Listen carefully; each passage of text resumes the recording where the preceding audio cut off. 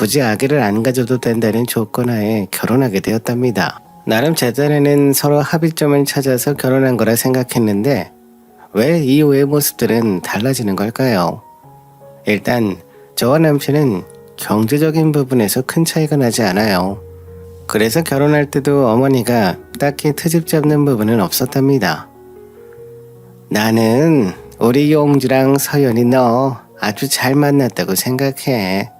둘 다 비슷한 일하다가 홍기 놓쳤고 둘이서만 재밌게 알콩달콩 살면 되는 거지.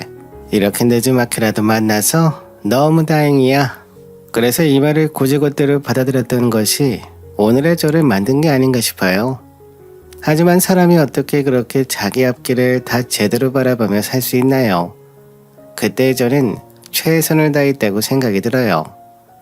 당시 어머니의 말을 철석같이 믿고 인상 좋고 저랑 직업관이며 가치관이 잘 맞는 남편을 보면서 신혼집을 조금씩 채워나가기 시작했답니다. 근데 결혼 후 생활을 좀 들여다보니 그전에는 안 보였던 것이 조금씩 보이기 시작하는 거예요. 바로 2살 아래의 서방님과의 사이에 묘하게 신경전이 있었다는 것을 말이에요. 그게 저랑 뭔 상관이겠거니 싶었지만 강 건너 불구경할 게 아니었어요. 저한테도 불똥이 튀더라고요. 아니 뭐라고? 부모님하고 살아? 지금도 충분히 가까운 거리에 살고 있고 아니 잠깐 왜 그래야 되는데 결혼할 때 우리 그런 내용은 말한 적도 없잖아. 두 분 멀쩡히 건강하시고 서방님도 아직 장가를 안 가셨는데 합가를 하자는 거야?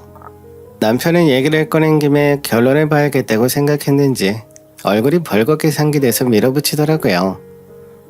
그니까 내 얘기를 차근차근 들어봐. 지금 우리 집도 물론 있지.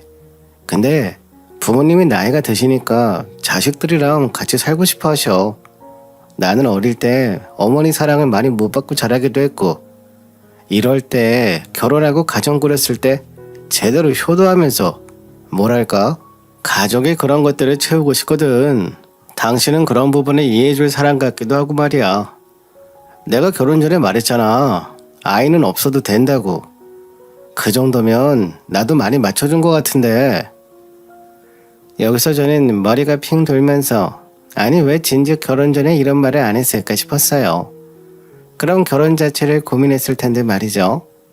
일단은 전 이런 지하에 거절했고 2번 다시 같은 화제는 듣기 싫다고 말했어요. 결론부터 말할게. 나는 안 돼. 절대 안 돼. 이유는 굳이 말해야 되나 싶지만 이렇게 말 안 하면 당신은 못 알아들을 것 같다. 당신 그럼 우리 엄마 아빠랑 한 3년 같이 살고 그렇게 해볼래? 이 말에 남편은 당황한 기색이 역력하더니 상황만 대충 모면하려는 건지 무책임하게 말을 하더라고요. 못할 게 어딨어. 당신 부모님인데 할 수 있지. 그건 따로 이렇게 따질 문제는 아니지. 할 수 있어 그럼. 그렇게 하면 우리 부모님이랑 차후에 합가할 거야? 여기서 더 이상 우리는 대화가 안 통한다 느꼈고 모든 대화를 끝내게 됐어요. 남편도 어지간히 눈치가 빠른 사람이라 본인 만만치 않게 센 성격인 제가 거절하니 더 얘기는 안 꺼내더라고요. 그런데 이때 생각지도 못한 복병이 등장했는데요. 그때까지만 해도 좋게 받아들였지만 시간이 지나면서 이상하게 변질되는 인간 군상들이 있더라고요.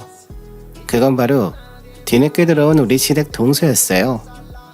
당시 동서는 결혼하는 자체만으로도 우리 시댁을 아주 들썩이게 만들었답니다. 특히 아버님 어머님 모두 반대하셨어요. 나는 반대다. 석주 이놈 진짜 오냐오냐 키웠더니 지 형 발끝만큼도 못 따라가는 거 봐라. 며느리감을 데려와도 어디서 그런 애를 데리고 와가지고 결혼을 한다는 말을 하고 있어. 네 능력으로 네가 집 사서 살아. 아이 아버지 애기가 생겼잖아요. 어떻게 갑자기 싹 다 밀어버려요. 아니 잠깐 생겼다가 그것도 스트레스로 애기 보냈잖아요. 자꾸 엄마 아빠가 결혼 반대하고 난리를 치니까 저만 이렇게 가운데서 다 뜯기는 거예요. 어차피 결혼하게 하실 거면 너무 시간 끌지 마세요. 형처럼 나이만 계속 먹으면 저 장가 가고 싶어도 못 가요. 보아하니 서방님이 진짜 말 그대로 이쁨만 받고 자라 그런가 말을 믿게 하는 구석은 있더라고요. 하여간 어머님 아버님이 그렇게 둘 다 양쪽에서 반대하고 남편도 못마땅했지만 결혼식은 치러졌어요. 당시 아버님이 동서를 무척 싫어하셨던 건 딱 봐도 어른들한테 이쁨 받을 상은 아니었거든요. 형편이 안 좋은 건 전혀 별개의 얘기지만 그와 달리 기본적인 예의도 없고 머리도 염색하고 오고 화장기 없는 얼굴에 옷도 딱 달라붙는 차림으로 인사를 왔어요. 근데 우리 시댁에 인사 와서 여기저기 둘러보더니 마음이 바뀌었는지 가지나 양을 다 떨더라고요. 어머, 오빠네 집 진짜 좋다. 대박이다, 대박. 나 이런 식탁이랑 이런 거 처음 봐. 소파 앉아봐도 되지? 이러면서 멋대로 굴다가 서방님조차 좀 창피하셨는지 자기 신부감한테 뭐라 훈수되긴 하더라고요. 근데 동서도 어지간히 눈치가 빠른 사람이라 결혼식 올리고 난 뒤에 시댁 몇 번 드나들더니 태도가 완전히 바뀌어버렸어요. 어머니가 그런 동서를 보고 이렇게 말씀하셨는데 이상하게 저는 기분이 좀 나쁘더라고요. 괜히 저를 두고 핀잔을 주시는 듯해서 엄청 불쾌했어요. 그래서 옛말에 여우 같은 여자랑은 살아도 곰 같은 여자랑은 못 산다고 하나 보다.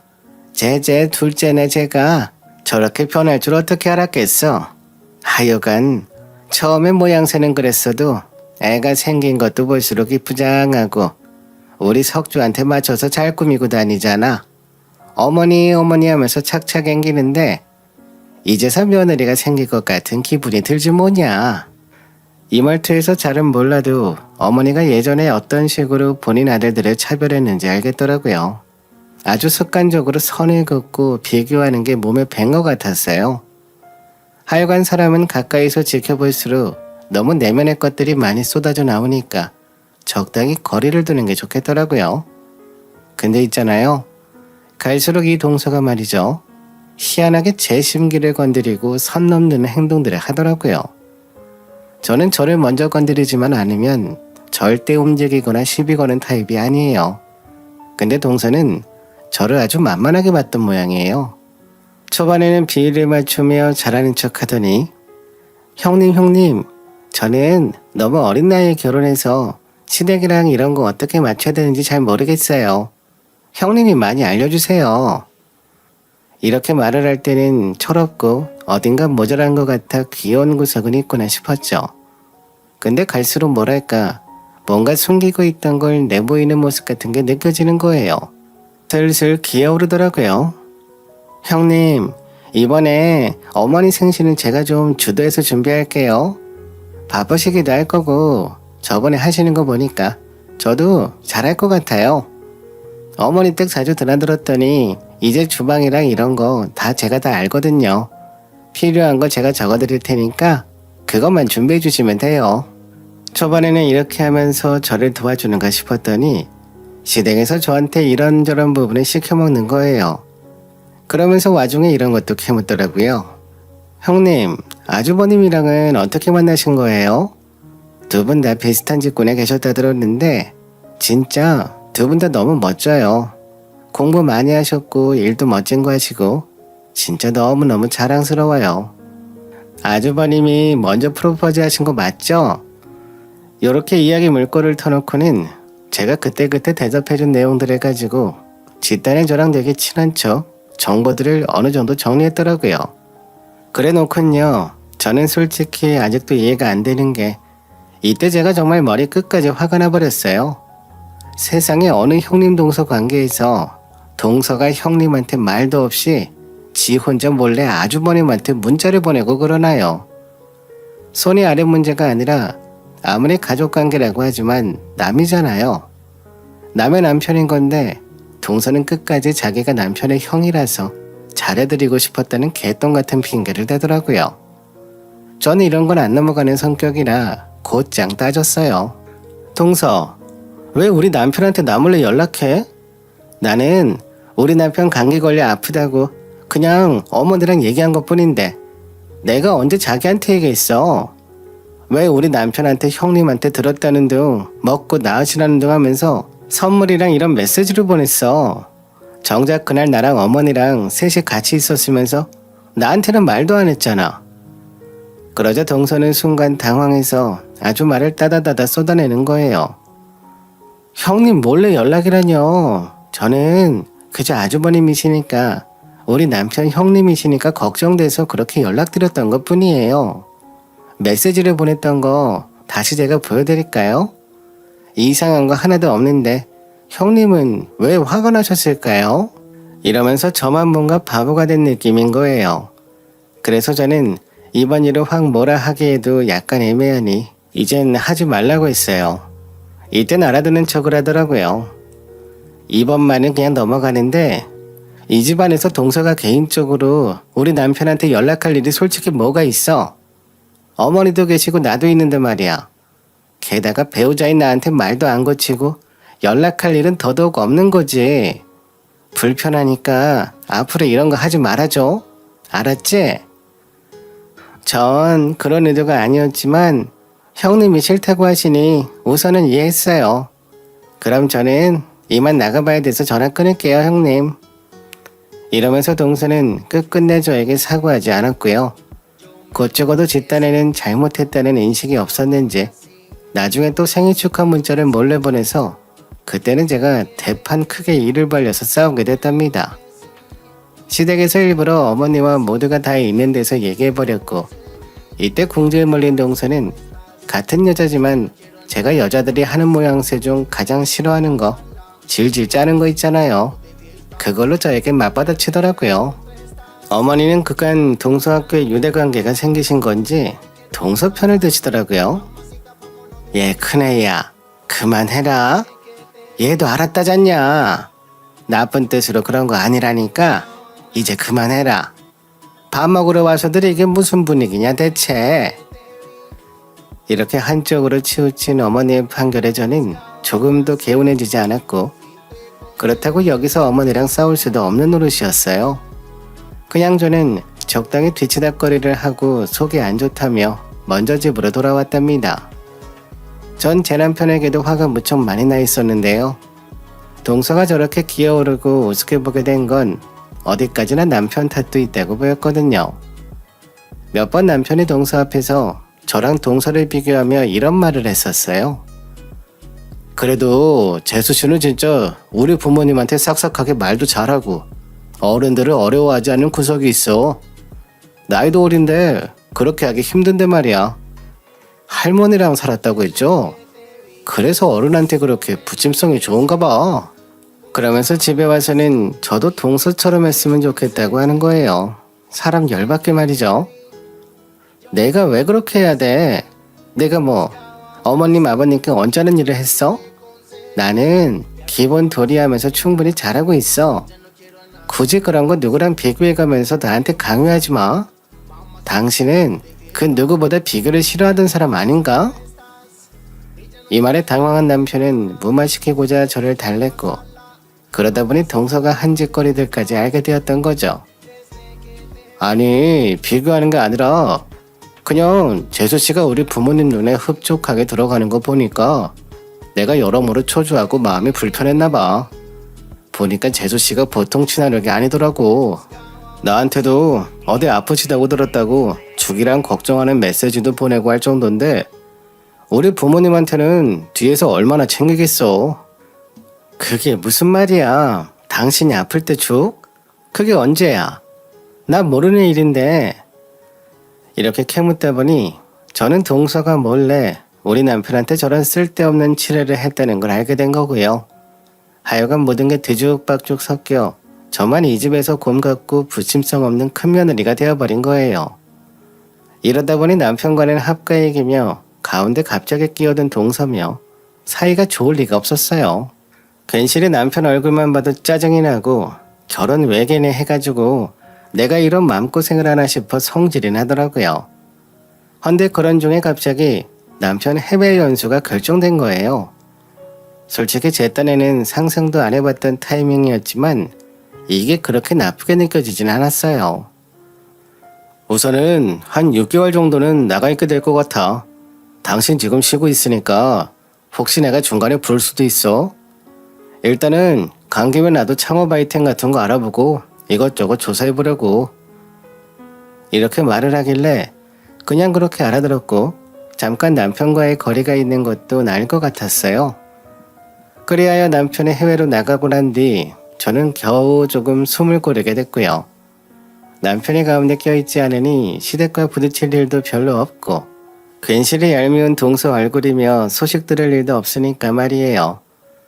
더군다나 합가 얘기는 저를 너무 예민하게 만들었던 거로 한동안 그런 화제로는 마주하고 싶지 않았어요. 그런데 한 달쯤 되었을까요? 간간히 남편이 자기 생활을 톡으로 보내주곤 했었고 이런저런 것들을 저와 함께하고 싶다 했었거든요. 근데 아니나 다를까 저보고 들어오라는 거예요. 여기 와서 당신 생각 너무 많이 나더라. 봐봐. 여기 숙소도 자리 텅텅 비었고 당신 하나쯤은 그냥 와도 돼. 와서 여기서 좀 푹 쉬고 머리도 식히고 그렇게 시간 보내다 가. 매일매일 볼거리가 진짜 많다니까. 이 말이 저도 예전부터 관심이 있던 나라기도 해서 그래서 친정에 말하고 시댁에 알려 대충 갈 준비를 꾸리게 됐어요. 아마 본인도 해외 나가서 머리를 식혀보니 저에게 강요했던 M1 합가 얘기나 효자 노릇 등 이런 것들에서 좀 변화가 있었던 것 같아요. 그런데 제가 이 사실을 알리는 순간까지도 동서는 옆에서 제잘제잘 시비를 거는데 점점 진짜 사람이 싫어지더라고요. 시어머니보다 싫어질 지경이면 말도 한 거 아닌가요? 어머, 그래도 두 분 어머니 애기 없고 신혼 아니에요? 애기 없는 시간이 너무 길어지시는 것 같아요. 생각 없으신 거 몰라도 언젠가 갖고 싶은 거면 빨리 가지셔야 될 텐데. 이러면서 비꼬는 게 느껴져서 저는 미간을 확 찌푸렸어요. 사실 전부터 자기는 서방님 출장 가면 따라다니고 싶어 했다는데 서방님이 잘 불러주지를 않았거든요. 뭐 이유는 저도 모르겠지만 뭔가 피곤한 이유가 있어서겠죠. 하여간 이런 걸 다 떠나 저는 더 이상 동서의 그 어떤 부분을 이해해주고 받아들여주고 싶은 마음이 생기지 않았어요. 그래서 연락들을 다 무시하고 가는 날까지 가수도 일절 다 대꾸하지 않았답니다. 그런데 이런 형님이라면 저 같은 형님을 두게 된다면 여러분들은 어떻게 하시겠나요? 딱히 본인에게 뭐 어떤 것도 없고 나가서 제 인생 살고 있겠다는데 그냥 놔두면 끝 아니에요? 동선에 이런 저를 그냥 놔두지 않고요. 매일같이 시댁 단톡방에서 괴롭혀대는 거 있죠. 아주 악을 써가면서 자기가 얼마나 우리 시부모님과 잘 지내고 얼마나 행복한지 무슨 정신병 걸린 사람처럼 자꾸 증명하려고 드는 거예요. 오늘도 어머니 아버님이랑 여기 다녀왔어요. 두 분 너무 좋아하셨고 사진도 엄청 많이 찍었어요. 어머님 아버님 오래오래 사세요. 효도 많이 할게요. 이런 식으로 글을 써놓고서는 저와 남편은 해외에 있어서 아무런 상관도 없는데 자기들끼리 여행 갔다 온 사진을 막 100장씩 올리는 거예요. 그거 보고 확인하고 있기도 너무 피로하고 짜증이 나서 중간에 단톡방을 나가버렸는데요. 진짜 뭐 미친 게 아닌가 싶을 정도로 나중엔 개인톡으로 보내는 거예요. 형님 잘 지내시죠? 다들 형님과 아주버님 너무 보고 싶어 하세요. 이번 명절 때는 이렇게 어머님 아버님과 시간을 보냈고 아주버님도 궁금해 하실 것 같아서 사진 올려드려요. 형님이 단톡방도 나가셨고 제가 직접적으로 아주버님께 연락드리는 거 안 좋아하니까요. 그럼 오늘도 즐거운 하루 되세요. 이렇게 보내는 꼬락서리를 보니 진짜 한편으로는 왜 이렇게 악다구니를 쓰고 집착하는지 이해가 안 되더라고요. 하여간 그렇게 드문드문 짜증나게 하는 시간들이 지나 어느덧 한 8개월 정도 시간이 지났어요. 우리 집은 어머님 아버님이 알아서 관리해 주시겠다고 해서 남편이 다 맡기고 왔고 저도 간만에 이제 들어가면서 아쉬운 반 시원한 반 등 여러 가지 생각들이 교차했답니다. 그리하여 남편과 생각보다 길었던 연수 기간을 마치고 공항에 들어섰는데 이때 정면에서 저랑 눈이 딱 마주친 사람이 있었으니 그 지긋지긋하고 끔찍하기 싫은 동서인 거예요. 동서는 절 보자마자 비명을 아주 괴랄스럽게 지르면서 마구 뛰어오더라고요. 보고 싶었어요 형님 이러면서 바로 와락 저를 껴왔는데 제가 질겁을 하자 동서는 그런 제 표정을 일일이 다 읽어가면서도 여전히 눈알을 굴리며 웃고 있더라고요. 이때는 조금 소름이 끼쳤어요. 대체 왜 이러지 하면서요. 근데 뒤에 이어지는 말을 듣고 이제는 제가 그런 악랄한 표정을 짓고 노려보게 되더라고요. 이건 단연히 미친 여자 같은 동서만의 문제가 아니라 남편과 시부모님까지 싹 다 저에게 엄청난 죄를 지은 상황이었거든요. 형님, 저 진짜 너무너무 신나고 감사한 거 있죠? 형님 덕분에 60평대 넓은 집 2층 가서 살아보게 됐잖아요. 저 너무 좋아요. 저는 이 말에 눈이 확 뜨여 뭔 말인가 물었고 동서는 뒤에 있는 시부모님이 대답하기도 전에 먼저 본인이 대답을 쓸어서 해버리는 거예요. 제가 서프라이즈로 알려드리려고 비밀로 했죠. 저한테 들으세요. 형님이랑 아주버님 나가 계실 때 사시던 집이랑 어머님 댁 다 정리해서 60평대 집으로 구입하셨거든요.